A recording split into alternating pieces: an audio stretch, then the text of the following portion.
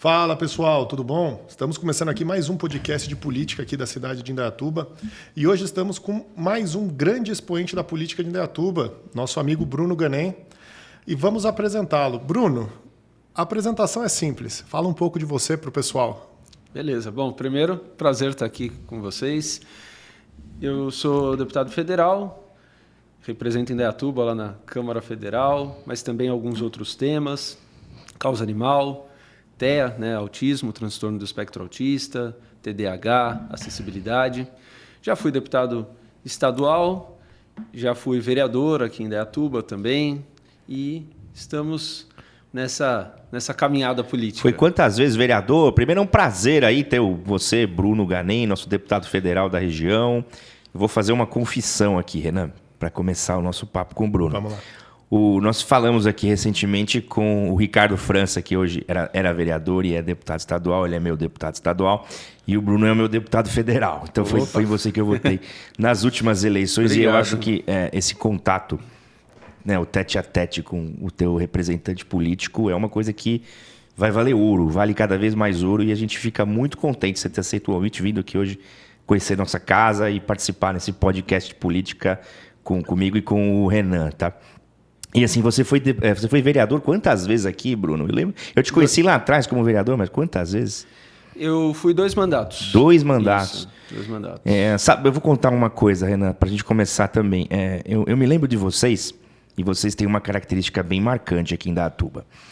Eu me lembro que vocês eram lá atrás, lá no comecinho, eu moro aqui, eu tenho casa desde 99, 2000, mas eu vim morar aqui entre 2008 e 2009. E eu lembro que vocês eram os caras do farol. Eu lembro que vocês eram os caras do semáforo, do farol. Aqui em São Paulo a gente fala assim, né? O farol. É coisa bem de São Paulo. E assim, a gente achava louco, porque aquilo lá, esse lance de ir pro semáforo, rompia um pouco com a lógica que a gente tinha de campanha. Que o lance do pessoal era sujar a rua, produzir um material, e você deve ter pego bem essa época, né, Bruno? Santinho e caneta, e coisa de geladeira, e coisa de pregar no carro. Boné. Camiseta, boné, um monte de coisa de péssima, às vezes de péssima qualidade. E valia mais quem distribuía, aquele monte de quinquilharia, que depois virava sujeira, poluição, e sujava a rua, não servia mais para nada. E aí vocês romperam essa lógica e com o sinal, que é um lance que é muito doido, porque no sinal a gente só tem a ideia de que o cara que vem te vender alguma coisa ou pedir esmola. E aí passou a ser um lugar onde o político que vai te apresentar vai ao teu encontro. E é um negócio meio íntimo. Conta assim, como é que começou esse negócio do... Eu sempre quis perguntar isso para vocês, eu nunca perguntei. Como é que começou esse negócio do farol? Essa ideia, né? Essa ideia. O raciocínio por trás do farol foi basicamente manter esse contato com a população que eu já tinha passando de casa em casa e por telefone que eu ligava, né? Então teve vamos dizer assim, um raciocínio que eu fui seguindo, o Ricardo foi seguindo. Eu, quando me candidatei a primeira vez, eu tinha como lógica, e ainda tenho isso, claro, como lógica, de que o representante, né, da população tem que estar acessível à população, e isso tem que acontecer de uma maneira muito intensa. Então, meu primeiro raciocínio foi, lógico, passar de casa em casa. Passei de casa em casa no Jardim Regina, algumas vezes, passei de casa em casa no Jardim Monte Verde, ali em todo o entorno do Parque das Frutas, na Morada do Sol, uma parte da Morada do Sol, isso lá em 2007, 2008, antes de me candidatar, né, com trabalhos que a gente tinha de pegar reivindicações, encaminhar, ou seja, como um representante mesmo, né? Até porque eu acho que a pessoa, quando ela se elege, ela já tem que ser um representante. Não é, quando eu ganhar, eu vou representar você. Não, então está errado. Não, você tem que representar, você já tem que se legitimamente um representante da população. Então, a gente tinha esse trabalho. Na sequência, quando eu assumi como vereador, em 2009, faz tempo, né? Faz tempo. Um pouquinho. Eu era bem novo. Não vai né? contar a idade ainda.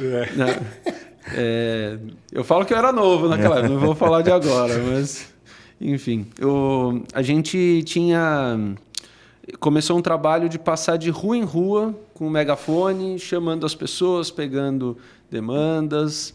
Foi um período legal, mas eu diria que a quantidade de pessoas que a gente acabava abordando não era tão significativo quanto quando de casa em casa. Claro, cada um está dentro da sua casa e tal, mas tinha também, as demandas chegavam, as pessoas saíam para passar alguma demanda importante e tal. Fiz isso em todas as ruas de Indaiatuba, né? Passei uma vez em todas as ruas. Aí, depois disso, eu pensei, poxa, legal, mas eu quero fazer algo diferente, né? Que também possa ter esse contato. Ainda não era o semáforo. Eu resolvi ligar para as pessoas. E comecei a ligar, né? E me colocar à disposição, pegar demandas. Esse foi um momento bem interessante, bem intenso. As pessoas participavam bastante. Eu convidava as pessoas para ir tomar um café. Era o café de cidadania na Câmara, né? Era um café extremamente simples, por sinal. Eu lembro que o pessoal às vezes até saía mais decepcionado. Falava, nossa, imaginei que ia tomar um café colonial com o vereador. Um baita coffee Chegava break. lá, tinha a bolachinha de maisena ali, a margarina, mas a essência estava muito bem atendida, que era conversar com a população e pegar as demandas, né? E foi dessa maneira. A gente continuou o café e tal, mas eu falei, legal, gostei da experiência, né? Liguei para a Indaiatuba inteira, né? E falei, agora eu quero voltar a ter esse contato olho no olho, pessoal, né? Porque, lógico, se eu estou ligando, eu não estou na rua, né? Enfim, e eu fiz de maneira muito intensa esse contato por telefone. E aí eu fui para a rua. Eu falei, como que eu posso, né, conversar com as pessoas com a mesma agilidade, assim, de estar sempre falando com as pessoas, e não, tipo, muitas vezes voltando ali no megafone, assim, passando uma rua inteira e, de repente, aquele período que eu podia estar falando com alguém, eu estava simplesmente andando ali, falando e tal. Não, eu queria estar sempre falando com as pessoas. Aí, pensando, falei, poxa, vou no semáforo. Aí eu imprimi 40 mil cartões de visita, falei, eu vou entregar esses 40 mil cartões, vou pegando as demandas e tal. E aí eu ia no semáforo e na Praça Dom Pedro. Era meio intercalado. Um dia em um, outro dia no outro e tal.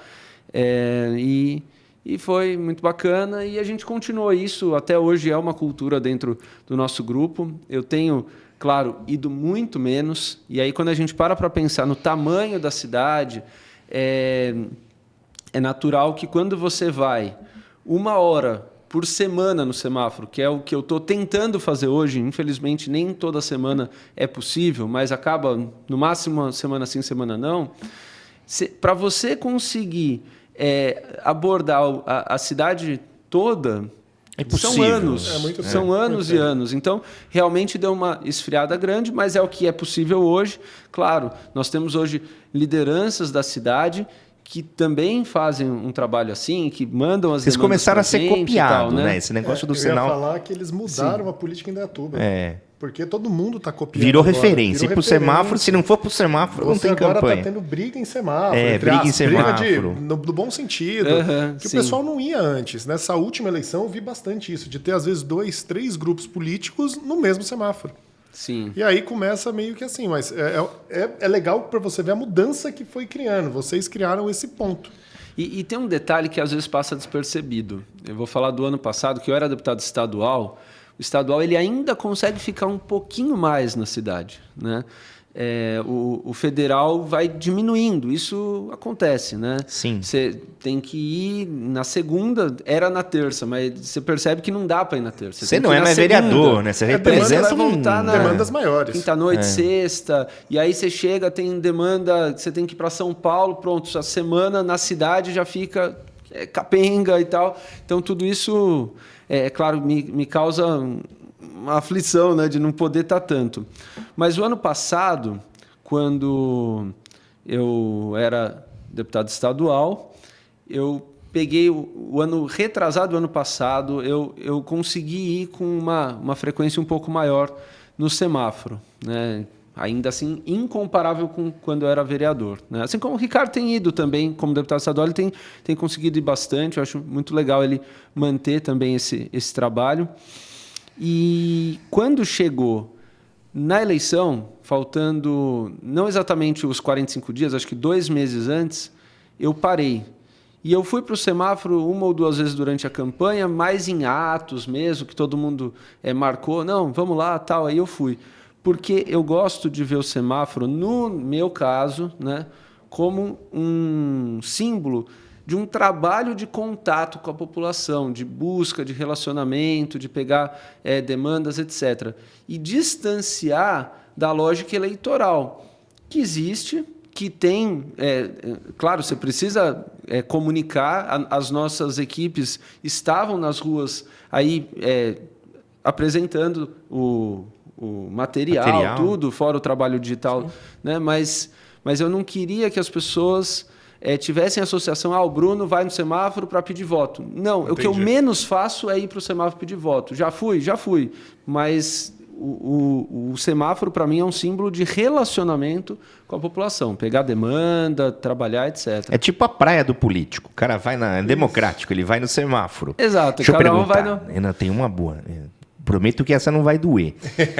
Vamos lá. Histórias de semáforo. Qual que é a mais doida? Porque deve acontecer umas coisas muito doidas, cara. Eu não imagino como seja ficar várias horas lá.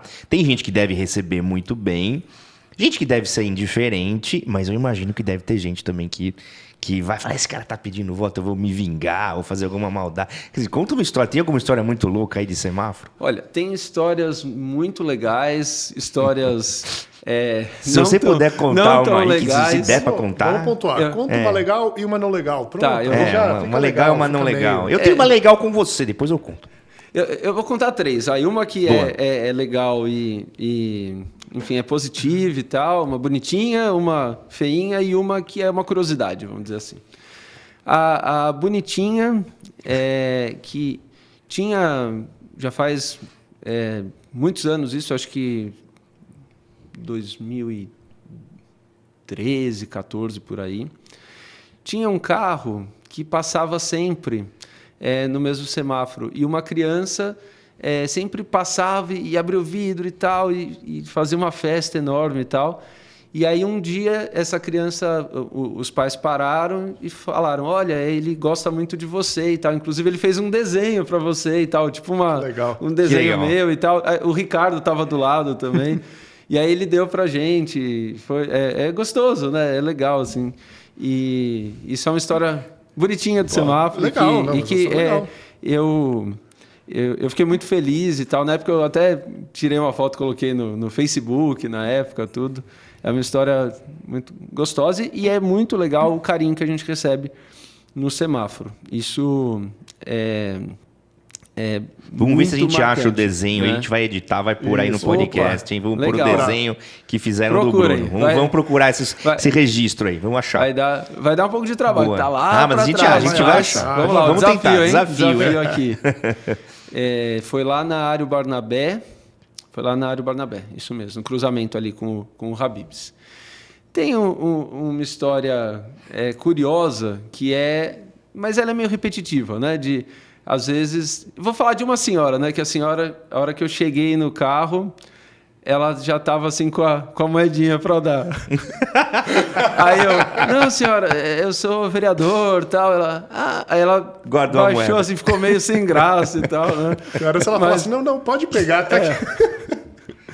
Enfim, aí foi essa história. E as mais, assim, acontece muito, né?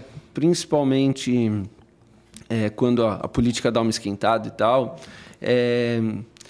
as pessoas têm as suas posições, né? E quando você está numa posição diferente, você atrito, vai né? ter Rola um vai ter clubismo, né? atrito, Rola um clubismo. Exato. E aí o pessoal que às vezes está mais ligado a outro grupo, etc., tem um pessoal que xinga, não sei o quê e tal, e normalmente são as mesmas pessoas, né? Eu aprendi uma coisa com o Ricardo e eu concordo que toda vez que alguém... que normalmente era a mesma pessoa, ela sempre passava. Igual uma história bonita, né, da criança e tal, tinha um outro que sempre passava e soltava uma palavra feia. Aí eu e o Ricardo respondia, Deus abençoe, pronto, acabou e vida bom. que segue. A gente Muito né? bom, sair, muito né? A bom, gente sair muito legal. bom. Um hater das Um ruas. hater, você tinha um hater das Hater ruas. das ruas. Pelo menos estavam falando de você. Quanto A mais gente fala, viu o carro do cara chegando e já sabia. Pronto, já sabia vamos lá. que Deus abençoe. Vou aproveitar que você falou de grupo e etc, dar uma mudada aí que do Farol é sensacional, como eu falei, parabéns, vocês mudaram o cenário pelo menos aqui em Indaiatuba, porque antes não se faziam, né, semáforo e agora toda eleição eles estão fazendo. Todos os grupos, né, estão indo para o semáforo. Mas vamos voltar de grupo. Me fala um pouco do seu grupo, como é que tá? Você tem mais uma deputada no seu grupo também, que é alguém muito próximo, né? Sim. Que você pode falar. Dá uma explanada um pouco do seu grupo, o que vocês estão pretendendo, como é que está agora. Que aí é bom até para o pessoal saber e conhecer mais da sua história, né? Perfeito. O nosso grupo, ele em 2022, ele deu um upgrade aí enorme, né? O Ricardo França se elegeu deputado estadual, eu me tornei deputado federal e minha mãe, Clarice Ganem, se elegeu deputada estadual. Só um gap, vamos chamar a Clarice também, né? Que a gente tem mais uma aí para chamar. Já vamos convidar sua mãe aqui. Clarice, você vai ser muito bem-vinda Ao aqui vivo, também. convite ao vivo. Convite ao vivo, né? Para não ter Muito erro. bom. Clarice, Boa. vai ser muito bem-vinda aqui. Vamos falar um pouco, contar umas histórias do seu filho e tudo de bom que você está fazendo para a cidade e para o estado. Perfeito. E o Du assumiu como vereador, então a gente teve aí esse fortalecimento. E a partir desse fortalecimento, com o grau de integração que a gente tem dos mandatos, eu, Clarice, Ricardo, Du, Ana, as lideranças, o pessoal que tem aí essa integração, a gente tem conseguido entregar cada vez mais resultado, né, para a cidade, para as causas que a gente defende. É interessante também, porque cada um tá correndo para um lado, né? Às vezes eu vejo o Ricardo tá lá no Palácio, a Clarice está no Palácio, ou eu estou em Brasília, Ministério e tal. Então, a gente está conseguindo movimentar mais, né? Lógico. Hoje somos 3 deputados, a gente acaba conseguindo fazer muito mais. Aqui no município, a gente sente que também a gente tem conseguido fortalecer essa interlocução com a população, apesar, importante, né, lembrar, né, que eu não consigo ficar nas ruas tanto quanto eu gostaria, né, mas o nosso grupo está aí, a gente tem buscado também levantar as demandas como sempre fizemos, né, e os canais digitais cresceram muito, e a gente tem aí uma perspectiva muito positiva de poder ajudar nossa cidade cada vez mais. Que bom, isso é muito bom até. Acho que todo mundo que está assistindo gosta de escutar isso. E vamos falar aqui um pouquinho sobre a parte federal, né? Porque ele tem que se apresentar também e é a novidade. Como é que está sendo para você? Que mudou totalmente pelo que a gente já viu que você comentou até agora. Uhum. E como que você está encarando essa mudança? É viagem toda semana, tem que ir, tem que voltar. Até onde eu sei agora, não sei se eu posso falar, mas vou lançar o spoiler aqui, você vai ser papai. Vou ser papai. Como é que tá sendo? Esse é spoiler mesmo. Esse é spoiler. E como que tá sendo isso tudo? Conciliar, tá né? Conciliar, porque você também tem vida. Tô muito feliz, né? Casei, mandar um beijo para minha esposa, Amanda, e já vou ser papai, né? Então, estamos muito felizes com isso. Já sabemos, inclusive, vou contar um pouquinho a mais, que é menina, né? Parabéns! A Vitória, obrigado. E Pô, não é, aqui é podcast, não é chá revelação aqui. Então. Não é? Verdade. Primeira vez que eu estou falando sobre isso publicamente, assim. Legal. Nem na rede social, nada, assim. Tá segurando. A gente, claro que ia falar e tal, mas ainda não aconteceu, né? Vai acontecer em breve. E a gente... Então, assim, minha vida pessoal estou vivendo um momento muito feliz, com certeza.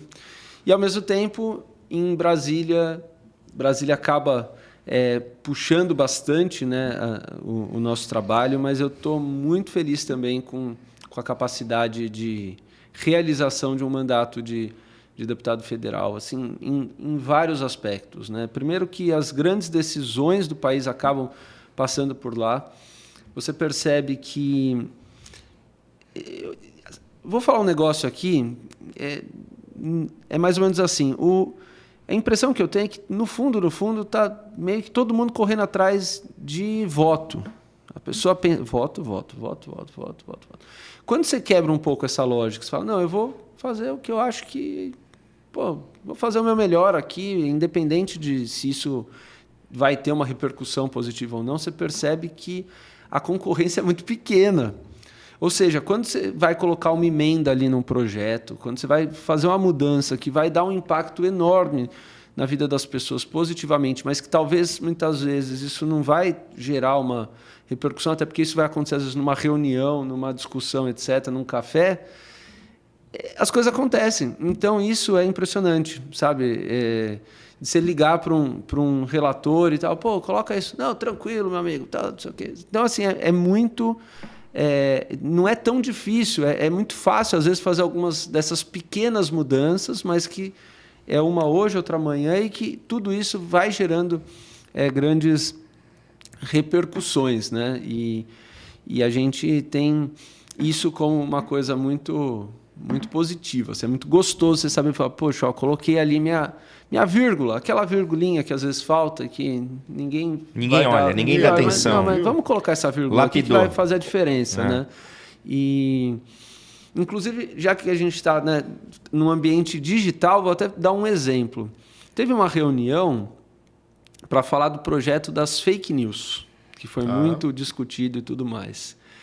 E a última reunião do relator, antes de ir para o plenário, eles estavam ali contando voto para ver se colocava no plenário ou não, foi no Podemos. Até quem procurar, com a bancada do Podemos, que é uma bancada muito especial. Por quê? Porque nós temos ali pessoas de ultra-oposição e pessoas de ultra-governismo, né? Então, nós temos ali, na época, nós tínhamos, né, o Deltan Dallagnol, que era da bancada, que, enfim, sabemos o que aconteceu, tudo, mas o Marcon, e temos o Fábio, né, que é ligado ao Flávio Dino, etc. Ou seja, é uma bancada que representa ali o Congresso, um microcosmo está ali, né?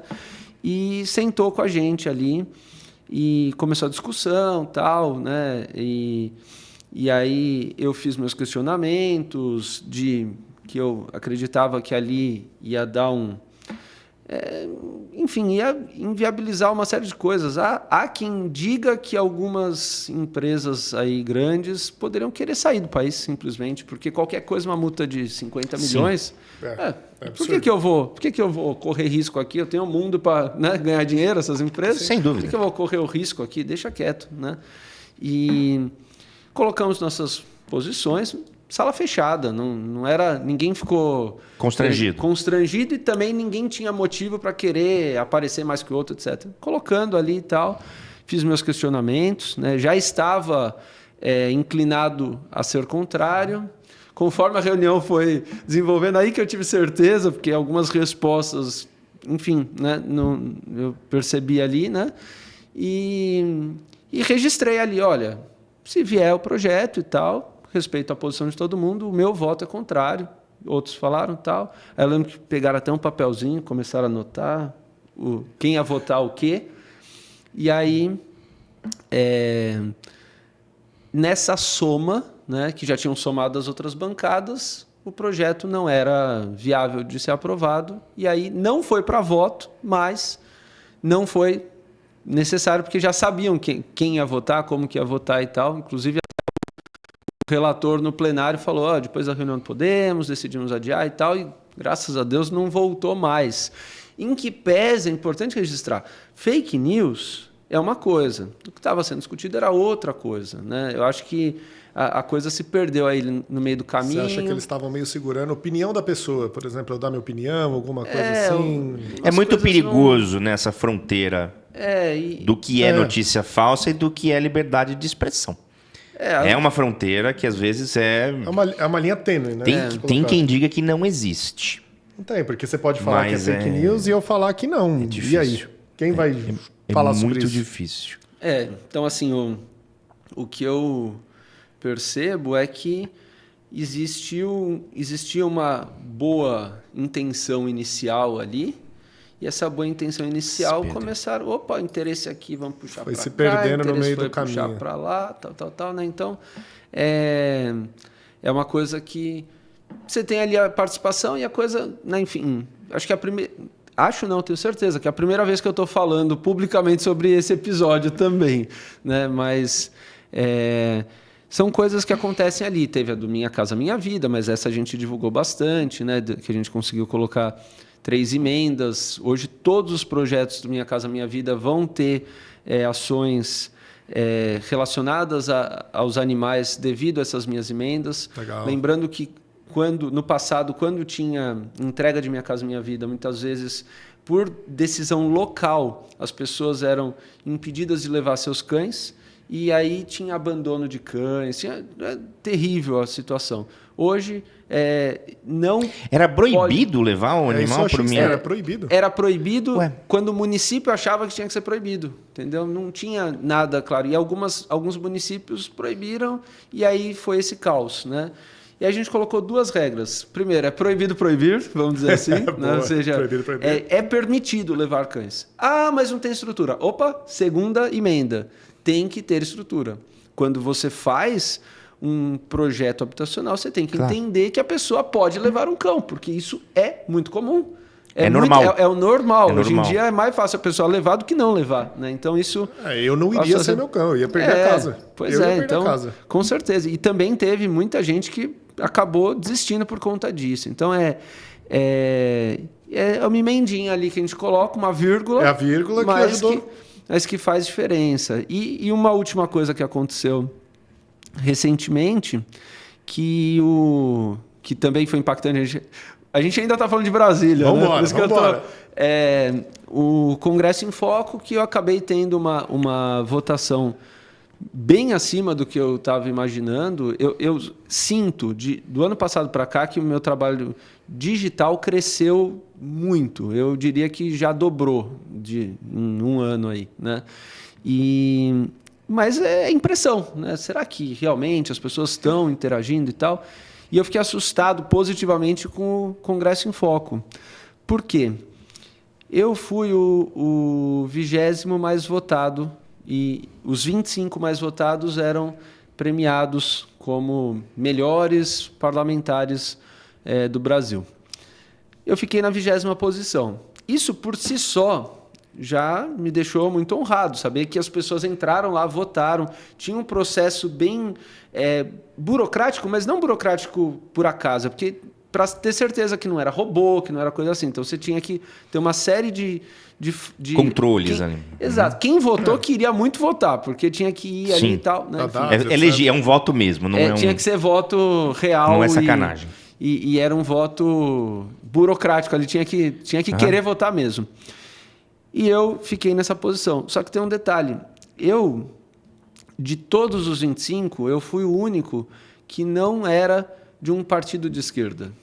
Por quê? Porque os partidos de esquerda têm uma militância, e essa militância entrava lá e podia votar em mais de um. Então, os apoiadores de um deputado de esquerda entravam e votavam nele e nos outros. O outro entrava e votava nos outros. Que é do jogo, é legítimo, ok. Mas o fato é que dos 25 eu era o único ali, o infiltrado, né, do Podemos. Né? Então, isso me deu uma dimensão bem positiva. Né? Eu fiquei muito feliz aí com esse retorno, né, que a gente não imagina, mas que acontece, foi muito legal. Que legal. Parabéns. É um prêmio, não deixa de ser. Obrigado. O que você falou, explanou agora. A maioria era de esquerda, só tinha eu ali, então consegui ainda. Tá de parabéns, pô. Falar de Indaiatuba, Renan? Eu ia pegar isso daí. Você quer fazer a primeira pergunta? Não, faz você começa. Então vamos lá. Indaiatuba, nossa cidade é maravilhosa, a gente não tem nem o que falar dela, graças a Deus. Tem seus problemas, como todo lugar, né? Na minha opinião, lógico. E que eu queria... Eu vi que você trouxe aí, há um tempo atrás, uma emenda de uma ambulância. Agora você trouxe para a PAI, que eu esqueci o nome dela aqui. Você trouxe mais uma emenda também. Sim. Como é que estão essas emendas aí? Porque até onde eu sei, você pode explicar melhor, esse ano você faz as emendas para o próximo ano. Exato. Como é que está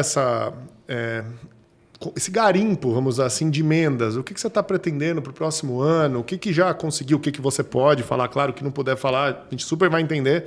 Até para ajudar aqui a população a saber, olha, ele conseguiu aquilo, vai melhorar meu bairro talvez venha para cá. Ah, meu filho estuda ali na PAI, ele está ajudando. Pô, que legal. Para eles saberem também. Porque a gente sabe que muitas vezes não é divulgado. Por N problemas, N questões que não vamos discutir aqui. Uhum. Mas é um bom momento também para você falar. Sim, perfeito. Sempre uma oportunidade. É bom a gente prestar conta do trabalho. Aliás, prestar conta do trabalho é até, inclusive, uma coisa que a gente faz com muita satisfação e que a gente também faz por norma. É cabido, é obrigatório dar transparência de tudo que é feito, mas é claro que a gente faz com muita alegria, né? Poder contar o que a gente está viabilizando, especialmente aí para o nosso município. Eu tenho uma política desde a minha primeira emenda lá em 2019. Olha, eu não falei não, em primeiro lugar, eu não falei não para nenhuma emenda pedida de Indaiatuba, né? Assim, as entidades, as escolas, a gente sempre busca viabilizar os recursos. E mais do que isso, a gente foi atrás das entidades, muitas inclusive que não tinham a documentação necessária para receber as emendas, a gente ajudou, olha, tem que fazer isso, fazer aquilo e tal, conseguiram tirar a documentação e a gente tem buscado viabilizar, então, para todas que têm interesse. Já tivemos situações de, às vezes, a instituição, isso até fora de Indaiatuba, da instituição, às vezes não ter tanto interesse, aí no fim das contas atrasa um documento e tal, perde a emenda. Isso é um cuidado que a gente está tendo de não perder emendas, porque é um recurso que poderia ir para um outro lugar, né, que daria um resultado social, né? Mas a gente tem buscado mandar para todas. A gente já mandou uma rodada inteira de recursos para todas as escolas estaduais de Indaiatuba e já no ano passado a gente iniciou o segundo ciclo de envio de recursos para pequenas obras, para ali manutenção. A gente mandou. Corpo de Bombeiros a gente manda todo ano. O ano passado a gente mandou para a unidade de resgate. Né? Temos outra emenda aqui que já está para chegar, já enviamos desencarcerador, aquela tesoura, né, para tirar. Infelizmente, a gente tem muitos acidentes, principalmente na rodovia. A gente tem o desencarcerador mais moderno do Brasil aqui. Equipamentos de respiração, enfim, um veículo também, uma S10, a gente já conseguiu para o Corpo de Bombeiros. Fizemos o novo fórum, né, que foi uma obra de um anexo no fórum. É uma obra... finalmente. Eu que sou advogado, finalmente. Tá bom lá, tá. Finalmente. Pois é. Nós vamos ter que fazer um outro fórum em Indaiatuba, eu acho. Então, daqui a algum tempo aí, nós vamos precisar de mais fórum. Estarei à disposição para enviar recursos, com certeza.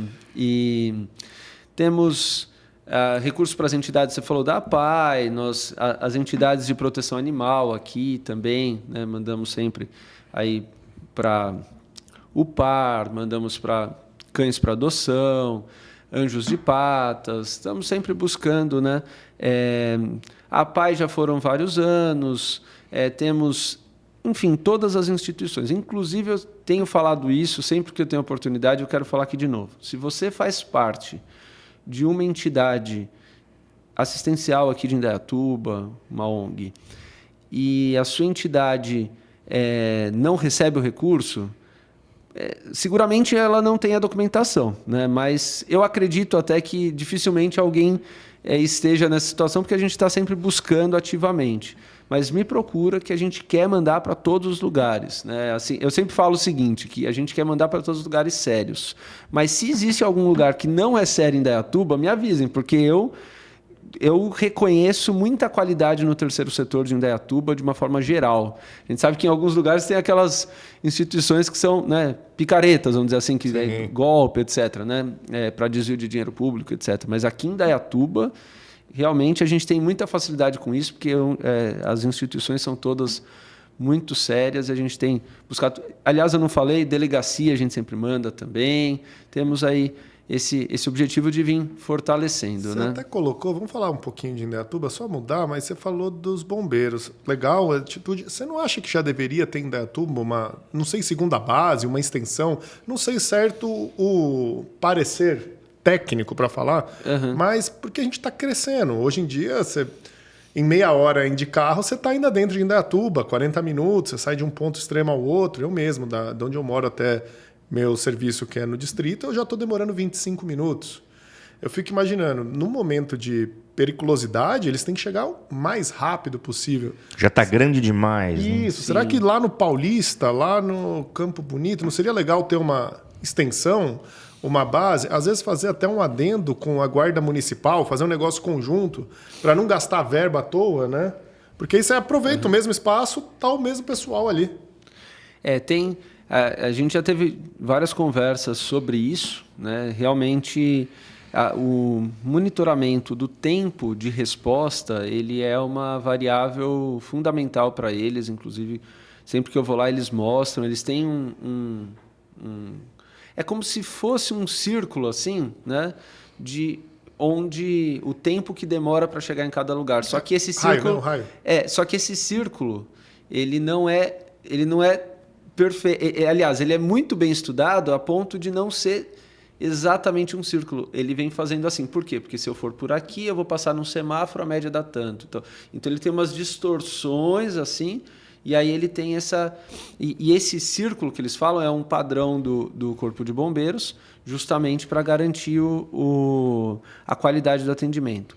No caso de Indaiatuba, esse círculo, ele de fato atende boa parte da cidade, mas tem alguma coisa que realmente poderia ser melhorada dessa maneira. Mas envolve não só a construção, envolve pessoal, envolve... Entendi.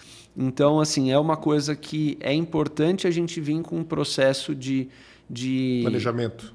De pedido. A gente tem que pedir.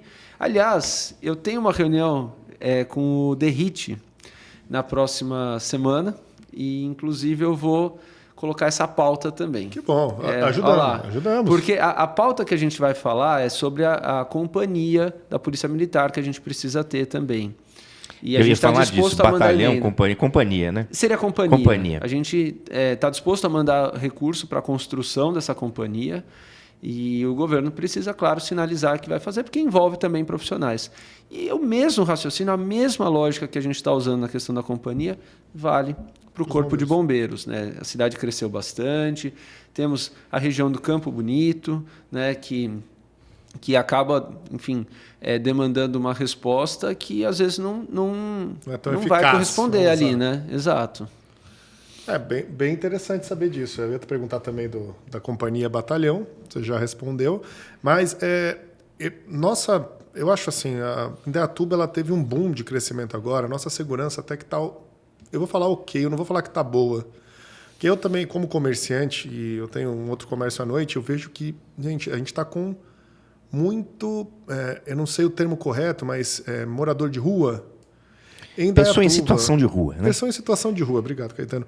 Pessoa em situação de rua. E tem alguma coisa que a gente possa fazer para auxiliar? Eu sei que a gente tem o CRAS, a gente tem isso tudo, mas como a gente pode fazer, da população, para auxiliar esse pessoal? Porque cada vez mais está aparecendo em Indaiatuba. Antes era uma coisa que você via esporádico. Agora você está vendo constantemente, virou rotina. Vou usar assim, virou rotina. Parece que eu estou em São Paulo. Isso é um ponto bem importante a gente discutir. Primeiro falando da questão da segurança. Realmente, quando você pega estatística da segurança pública regional, estadual, você vê que Indaiatuba tem um padrão bom. Acabou de sair uma pesquisa complementando. Acabou de sair uma pesquisa. Indaiatuba é a 5ª cidade mais segura do Brasil. Que bom, que bom. Perde para uma cidade que é uma cidade em Santa Catarina, que é a primeira, que é Jaraguá do Sul. Não lembro exatamente o nome. Botucatu, em São Paulo, como sendo a 2ª. Indaiatuba como sendo a 5ª.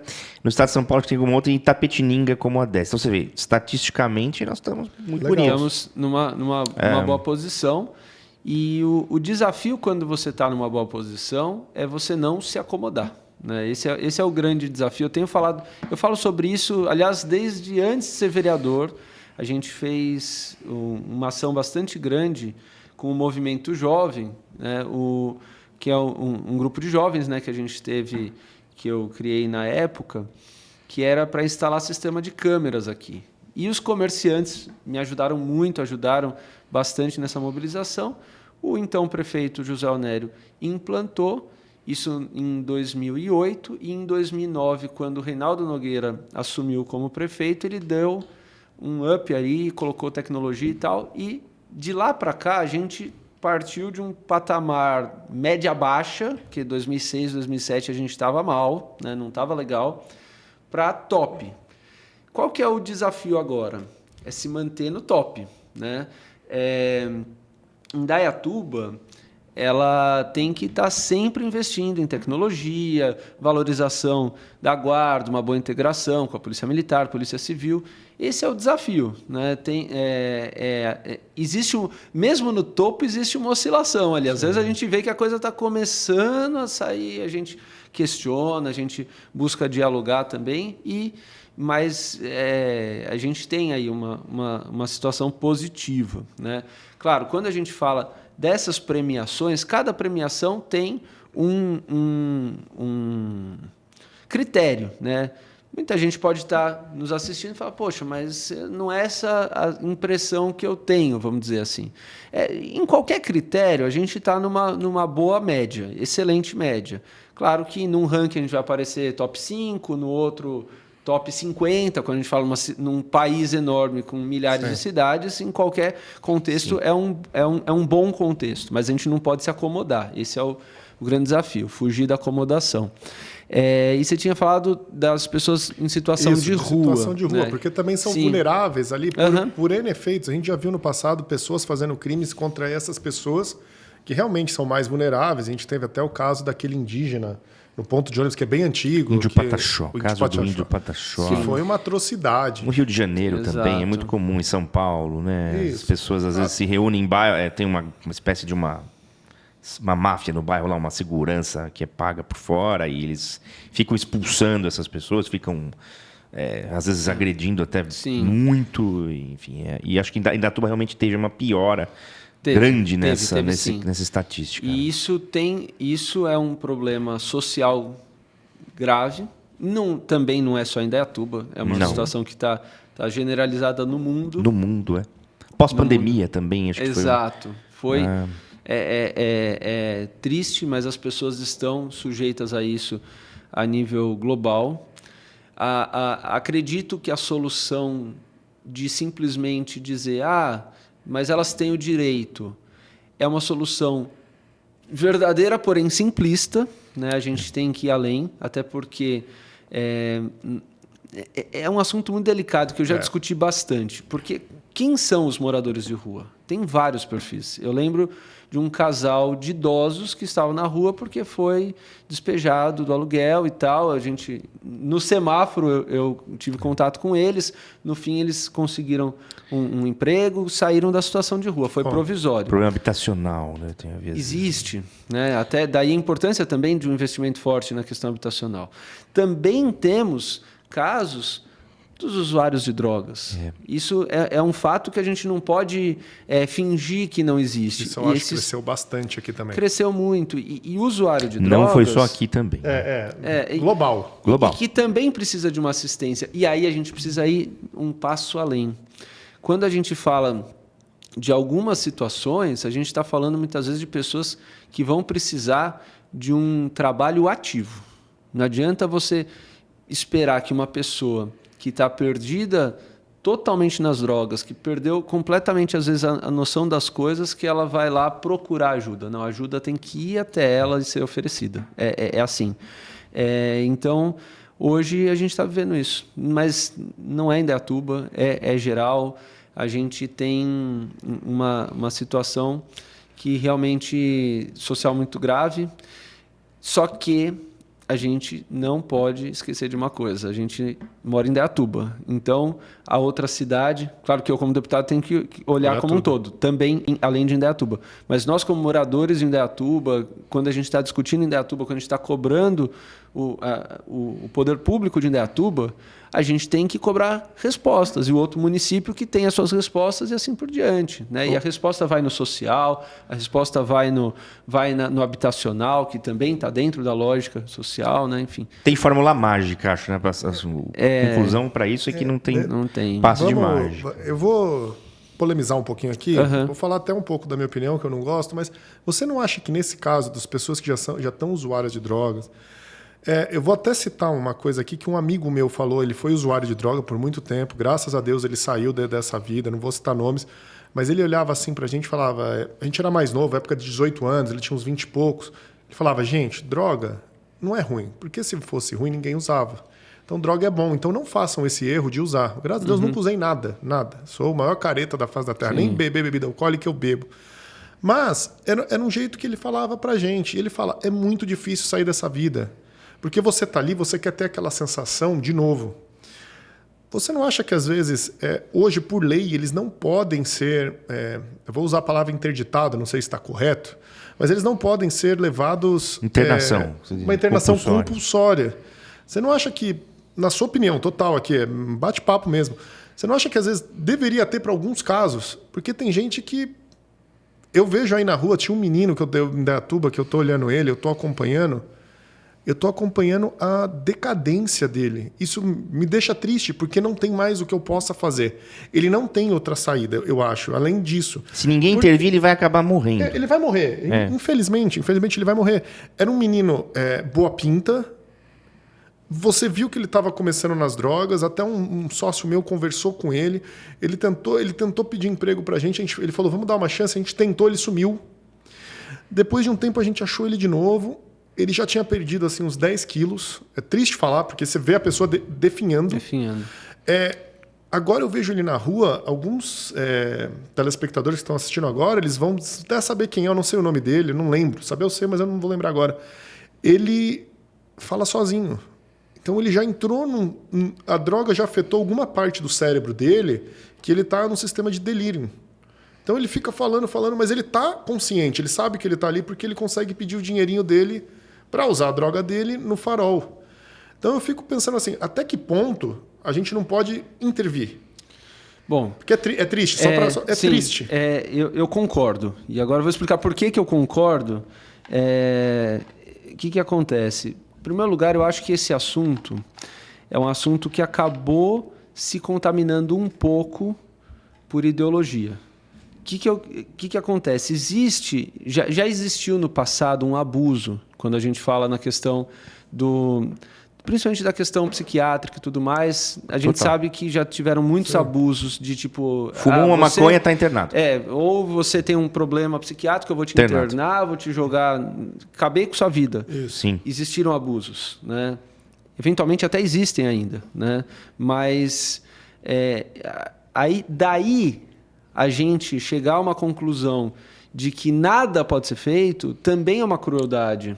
E por isso que eu concordo. Inclusive, a minha prima, ela é enfermeira e se especializou na questão psiquiátrica. O marido dela, o Zé, também. E, inclusive, o Zé trabalha ali no posto de saúde da Cracolândia. Então, ele conhece bem essa realidade.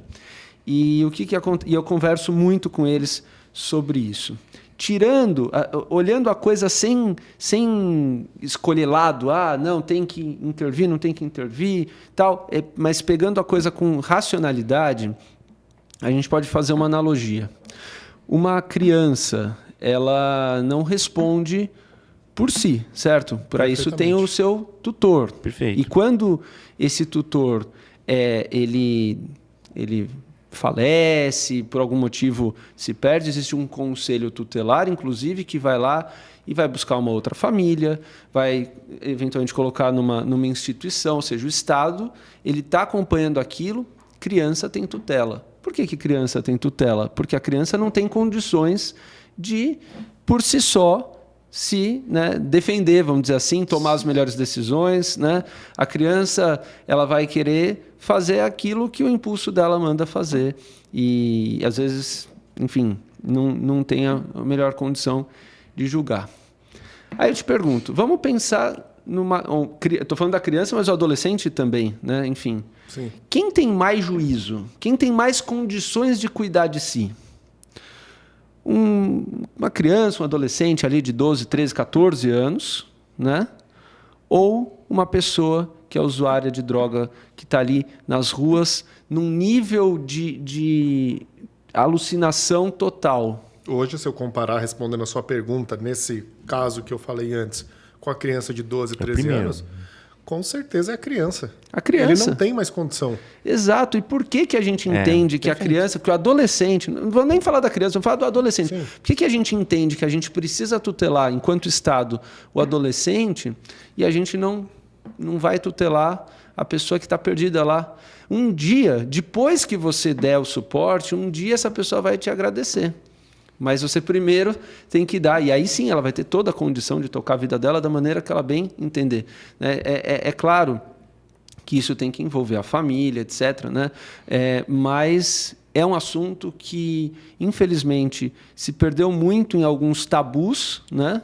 É um assunto que se tornou delicado, Concordo. mas que, eu vou te falar, eu acho que esse é o principal motivo da gente ter tantas pessoas nas ruas hoje. Porque, infelizmente, boa parte dessas pessoas são usuárias de drogas. Lembrando, tem o casal de idosos que eu falei, tem pessoas com Tem questão habitacional, mas muita gente nesse a maioria contexto, deve sim. ser esse contexto. Mas tem uma minoria sim. ali que também tem que ser ajudada. E isso acontece, até fazendo um parênteses, acontece com a própria figura do idoso, que também Exato. ele fica vulnerável e muitas vezes, e eu mesmo como advogado, eu cansei de fazer ações de interdição de pessoas que, tipo, por exemplo, o mal de Alzheimer, que é terrível, É triste. e demência senil, que são duas doenças, infelizmente, muito tristes, e que a pessoa vai ter um rebaixamento cada vez Sim, maior e de comuns, consciência, né? e muito comuns, quer dizer, Sim. acontecem a todo momento.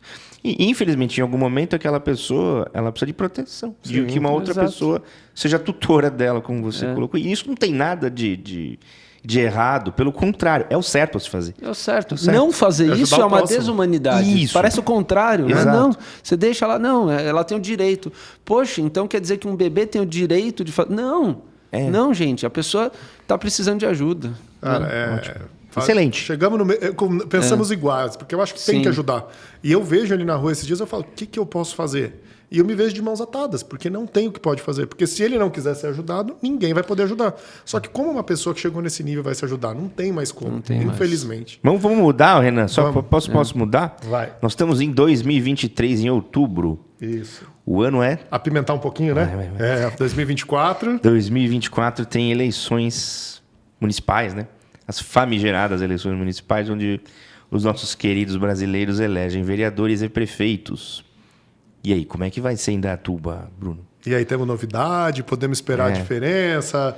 Vamos vir Esse com sorriso tudo. tá maroto, hein? Esse sorriso está maroto, hein, esse Renan? sorriso tá... Vou responder essa pergunta de maneira fracionada. Tá, vamos Veja lá. bem. Veja bem. Veja bem. Olha, vamos lá. Nós temos um grupo político, né, que ganhou uma relevância, com 3 deputados, 2 vereadores e com muita vontade de ajudar a nossa cidade. Nosso grupo sempre teve um projeto para a cidade, a gente atualiza esse projeto o tempo todo e na eleição, claro, a gente consolida e apresenta para a população. O ano que vem não vai ser diferente, nós teremos um projeto para a cidade e nós teremos um candidato lá, né? Tem que falar um pré-candidato, né? Que representará esse projeto como candidato a prefeito, né? Então, primeira parte respondida, né? Enfim, teremos uma candidatura. Segunda parte, quem será esse candidato, né? Que é a parte mais complexa, vamos dizer assim. Nosso grupo tem pessoas muito capacitadas, né? E existe a lógica de preparo, existe a lógica de, enfim, técnica e existe a lógica política. O meu nome está à disposição, assim como eu tenho certeza que outros nomes também se dispõem. A escolha do nome vai acontecer naturalmente e, no fim das contas, quem vai decidir esse nome, né, na prática, é a população. Né? Porque a população, mesmo, vamos dizer assim, como se fossem umas prévias, né? A população vai sinalizar, olha, eu acho que tem que ser o Ricardo França. Ele vai bater em mim depois. Porque eu brinco e tal. Mas é o Ricardo. Não, vai ser o tal pessoa. Vai ser o Renan. O Renan. É você. A população sinaliza isso. Ela tem muitas formas de sinalizar isso. Hoje, eu sinto uma sinalização natural em relação ao meu nome, mas ficaria igualmente feliz em apoiar outro nome para defender esse projeto de cidade que a gente se dedica tanto. Perfeito. Mas vamos só aprofundar um pouquinho mais com esse corpo que você ganhou agora, porque agora, né, não é... Vamos supor, no meu pensamento, acho que vai ser uma campanha bem interessante agora em 2024, porque o seu grupo ganhou um corpo. Que é o que você falou, os deputados. Vou até fazer uma pergunta só para a gente mudar, só para ser sim ou não. Falaram também que você ajudou também a eleger um outro deputado em Minas, é verdade? Nós tivemos candidaturas fora, né? E teve uma situação bem interessante. Então. A gente teve uma candidatura em Minas, Legal. Teve uma candidatura no Rio de Janeiro. Prefeitura de Indaiatuba está ficando pequena, então daqui a pouco... Estamos crescendo. Está pequeno já. Foram candidaturas rápidas, né? Mais simbólicas, não foram eleitos, nem em Minas, nem no Rio. Mas Legal. tiveram uma votação muito expressiva em um período curto e até com um grau de trabalho assim, muito rápido, assim, sabe? Então, foi uma coisa que nos surpreendeu. Foi basicamente um trabalho a partir das pessoas que me conhecem, que têm uma afinidade com o meu trabalho e que são de outros estados, né? E nós tivemos... o meu ex-assessor, né, o Flávio Ganem, né, que a gente usa o Ganem como o símbolo do grupo, né, acabou virando, deixou de ser um sobrenome, virou um símbolo do grupo. O Flávio Ganem, ele foi muito bem votado e o partido não fez cadeira, né? O partido não se preparou e ele foi mais votado do partido, inclusive, mas não teve. Porém, o prefeito do Rio de Janeiro, o Eduardo Paes, convidou ele para ser secretário da causa animal, né? Então, Legal. hoje ele legal. é secretário municipal da cidade do Rio de Janeiro. O Flávio Ganem está com um grande desafio lá, a gente tem acompanhado e está, surpreendendo bastante. E você ia perguntar alguma coisa? É o que eu falei do corpo. Agora o corpo já está crescendo, não é mais... Desculpa falar isso, não é falando mal, não é pejorativo. Era um menino que sentava na cadeira, na rotatória, que virou um gigante. Que teve 1.008 votos em 2008 e agora tem 150 mil e um grupo. E um grupo. Em 2023. Então, eu como simples mortal, acho que essa campanha vai ser muito legal. E a pergunta que eu queria é, qual é o foco que vocês estão tendo aí para a Câmara de Vereadores? Vamos esquecer o prefeito. O prefeito é realmente isso, vai ter que surgir um nome, vai vir... Mas e os vereadores? Porque em si a prefeitura, não faz nada sem o outro, né? Sim. Mas não adianta nada a gente chegar lá, um exemplo, e você ganhou a prefeitura. Aí temos uma Câmara completamente de oposição. Vai dar um entrave. Eu não sei se a população entende isso, né, que está nos assistindo, mas a maioria que vai assistir entende. Vai dar um entrave. Como fazer para reverter isso? Será que está surgindo nomes aí para vocês, para vir para vereador? O que vocês estão procurando? Então, às vezes... conversando com pessoas que já são puxadores de votos, porque nosso amigo Ricardo saiu, né? Sim. Ele depois ganhou dos seus 6.300 votos, acho que foi. Ele foi para 7.400. Então aí vocês já estão vindo aí num ranking legal. Olha, os mais votados são meus. O que você espera para essa eleição de vereador? Que eu acho que vai ser... Que também mudou agora as regras, né? Então ficou mais difícil ainda. Sim, é verdade. Bom, vamos lá. Falar uma coisa que eu não sei nem se eu podia falar aqui, mas eu vou falar. Eu até acho que vou convidar em público aqui. Eu gostaria de convidar, inclusive, Obrigado. a Vamos ser analisar, um pré-candidato, até porque, bom, você sabe, eu te conheço há muito tempo, a gente é amigo há muito tempo, e eu sei do quanto você é engajado. Edita o vídeo e põe né? aquele blá, blá, blá, blá, blá, blá, galera. Né? E sim, é muito importante, muito, muito. Eu vou falar uma coisa agora, que quem é do executivo pode até não gostar lá de Brasília, etc., mas é uma realidade. Hoje, quem tem ali quem governa o Brasil já há alguns anos é o legislativo. É o legislativo. Eu estou vivendo isso lá, né? O legislativo ele passou a ter um papel muito maior do que no passado. E é interessante porque isso daí é o que foi planejado na Constituição Exatamente. de 88. Isso está certo. Né? Isso mesmo. E simplesmente, no começo, por algum motivo que eu não sei, você até como do jurídico pode explicar até melhor. A conversa vai longe, mas eu fico feliz quando eu ouço isso aí. E teve, num primeiro momento, o executivo ali, o presidente, governador, prefeito, botou o poder debaixo do braço e falou, opa, não vou... Que legislativo que nada, deixa eu comprar o pessoal aí com uma quirelinha e Sempre acabou. assim. Né? Só que isso mudou, e mudou drasticamente. Mudou a nível federal, eu afirmo e reafirmo, mudou completamente. A nível estadual está mudando. Eu vejo com o Ricardo, com a Clarice, que o legislativo está ganhando muito protagonismo. E a nível local, sinceramente, eu não vejo tanto essa mudança ainda. Mas eu acho que é um processo natural, né? Eu acho que vai acontecer. E agora eu quero passar. Eu queria que você desse uma explicação histórica. Eu respondo. Sobre isso. O projeto original da Constituinte de 88, ele tinha como regime de governo o parlamentarismo. Isso. Então, se você pegar, por exemplo, a estrutura da nossa Constituição, você vai observar ali alguns mecanismos, algumas coisas que estão lá, que são típicas de regimes parlamentares, como, por exemplo, a lei delegada. É um instrumento tipo do regime parlamentar. Acontece que durante os debates da Constituinte, eu obviamente era jovem nessa época, isso quem me explicou foi um eminente professor, Cássio Juvenal Faria, no Damásio, um baita de um constitucionalista que participou, inclusive, da Constituinte, e se alterou para o presidencialismo. E nós importamos acho que vem um pouco daquela tese de que tudo que vem de fora, ou tudo que é americano, eventualmente é melhor.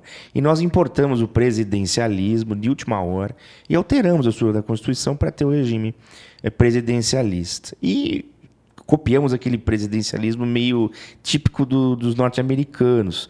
Por exemplo, a nossa Suprema Corte, que nem é chamada assim, que é o Supremo Tribunal Federal, ela tem uma composição e uma forma muito parecida com o que acontece com a Supreme Court nos Estados Unidos. Então, eu acho que nós ficamos, na verdade, com um regime presidencialista e nós não estávamos necessariamente preparados para ter esse regime. Talvez se ficasse com o parlamentarismo, ou talvez um semipresidencialismo, teria sido melhor para o Brasil. Por exemplo, não teria havido impeachment, esse problema, por exemplo, que aconteceu com o impeachment da ex-presidente Dilma Rousseff. Seria mais fácil. Sim. Esses regimes, por exemplo, em países que são emergentes e que são mais suscetíveis a crises políticas, combinam mais com regimes parlamentares em detrimento do presidencialismo, que exige uma estabilidade. Veja, a Constituição americana está lá escrita, ela não é analítica como a nossa, e ela está lá todo esse tempo. Eles têm uma estabilidade política que a gente não tem. Exato. Então, esse regime parlamentar teria sido melhor. E lá, o protagonista é o legislativo, porque o executivo é formado a partir de um consenso que ocorre dentro do legislativo, Sim. que é o primeiro-ministro, o prime minister. Então, ele surge de um consenso legislativo, Exato. que é o único poder que inova no mundo jurídico, a ordem jurídica, é o legislativo. O principal poder, embora você tenha que dizer que todos eles são iguais, ou pelo menos são harmônicos, como diz, é o legislativo. Então, é bom ver esse protagonismo voltando para o legislativo e o presidencialismo de coalizão parando um pouco de ser só corrupção. Isso. Como a gente viu durante todo esse tempo quase, Sim. que para formar governo tinha que se fazer todo tipo de conchavo. Espero que isso acabe. Sim. Todos nós, acho que a gente não quer mais isso. Porque... É verdade. A gente vê que... Perfeito, ótima. Tivemos uma aula, obrigado, Caetano. Que aula bonita, obrigado. E é isso, a sensação que eu tenho é que nós estamos num caminho positivo nesse sentido, né? Até porque o legislativo ele está representado, a sociedade inteira está representada ali. O executivo nem sempre, né? O executivo vai pegar um pedaço e eu defendo tal lado. Tá, mas e o outro lado? Ele também tem que ter algum grau de voz proporcional, mas tem que ter, né? Com certeza. Então, o nosso grupo tem algumas pautas, né, que eu comentei aqui. a gente está lá brigando para colocar um espaço ali, outro espaço ali, orçamentário para a questão do TEA, né? Questão das castrações, que é tão importante, medicação de TDAH, que é tão difícil. A gente está lá pensando nisso. O presidente não tem tempo de pensar nisso, ele está pensando nas grandes obras, etc. e tal, né? E às vezes, enfim, estamos nesse processo. Voltando a Indaiatuba, eu acredito que o nosso grupo é um grupo eminentemente legislativo, né? Você vê vereadores, deputados, temos vereadores de outros municípios também que fazem parte do grupo, e a gente percebe que é importantíssimo, né? Importantíssimo a gente ter no nosso legislativo local uma participação maior desse projeto, que a gente acredita, né, uma voz mais ativa, e isso, no fim das contas, vai ser bom para a cidade, né? Eu não tenho dúvida nenhuma disso. Então, eu estou muito, muito, muito focado, inclusive, para o ano que vem, nessa questão legislativa. É fundamental para que a gente possa, no fim das contas, ter esse projeto de cidade em maior proporção atendido no município, enfim, essa é a nossa lógica.